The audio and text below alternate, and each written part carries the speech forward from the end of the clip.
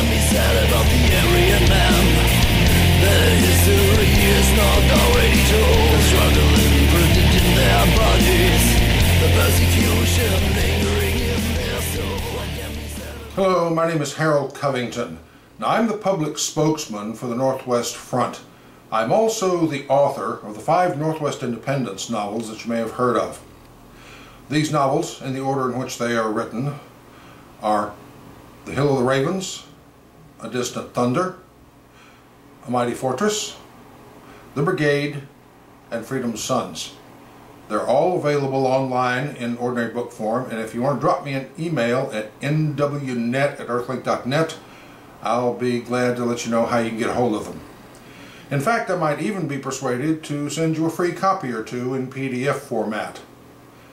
You see, I didn't write these novels in order to make money, which is probably one reason why I have so little of it. I wrote these books in the service of an idea and a concept. That idea being a white homeland here in the Pacific Northwest, where we can raise a whole new generation of white children in safety and insanity. Now, I've been involved in the white nationalist movement in one form or another for almost 40 years. One of the first things I noticed when I became involved was a pervasive sense of drift throughout the entire movement. Nobody seemed to have any idea where we were going, or how we were going to get there, or what we were going to do when we got there. Nobody had any idea how we were going to accomplish what we claimed we wanted to accomplish, which can be summed up in the 14 words of David Lane. We must secure the existence of our people and the future for white children. Brave words, but nobody seems to have a clue as to how to put them into practice. Now, I decided that I was going to remedy that. Another thing I quickly figured out is something I think we all know, it's just that we don't talk about it because then we'd be forced to face up to the implications of what we've been doing for the past 50 years, and that is that the all-America solution is no more. This idea that we are going to somehow grab or glom on the entire United States from sea to shining sea, and we're just going to make all the black and brown faces go up in a puff of smoke, and all the Jews, all the faggots, all the bureaucrats, all the lefties and liberals, they're just going to somehow disappear into the woodwork, and we're all going to go back to the 1950s and days of Ozzie and Harriet. Look, guys, that ain't going to happen. We do not have the money, we do not have the manpower, we do not have the resources, and we do not have the military capability to take this entire country back anymore. Things have just gotten too far. That ship has sailed. My personal view is that the turning point was in 1958 when Eisenhower ordered the United States Army, in violation of the Posse Comitatus Act, into Little Rock, Arkansas to forcibly integrate the schools.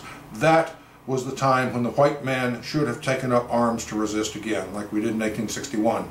We didn't do it, and now we have to live with the consequences. But, guys, we're just not going to take all of America back. It can't be done anymore. We have to accept that and move on, and just try to think up some way for our race to just physically survive into the next century. Now, my studies of history indicate to me that there are certain parallels that can be used as templates for what we want to do here. These involve the colonial war of liberation, and there are a number of instances of that throughout the past century, many of them successful. So it's not like we're trying to do something that hasn't been done before elsewhere. Basically, I say in my books that in a colonial war, it's never the generals who surrender. It's the accountants. What we have to do is make the Pacific Northwest too hot to hold. We have to convince the ruling power elite in Washington, D.C.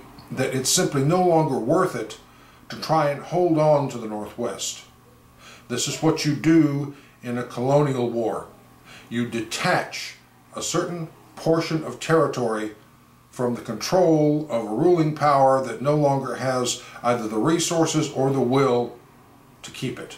That's what we're going to have to do here in my books. Now, I write about one way that this could be done. My way may not be the correct way. It could be that when the Northwest homeland for white people comes into being, as it most certainly will, because the United States is going to break up like the Soviet Union did. It could well be that when the Northwest homeland comes into being, it's going to be nothing like what I write in my books. My vision is only one vision, but I think it's a valid one. That's why I would like all of you to read the books. I'm not just an author plumping for readers.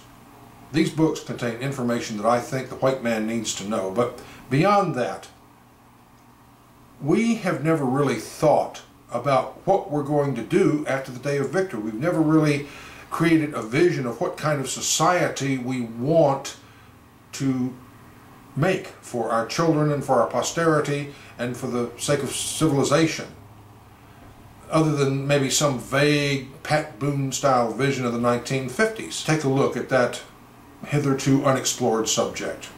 My books discuss how, why, and what to do in order to create an all-white society that will secure the existence of our people and the future for Freedom Sons especially, I'm still working on that one, goes into the first 50 years of the Northwest Republic. It deals with all of the problems that an independent white nation would have to face on this continent and from the entire world, basically.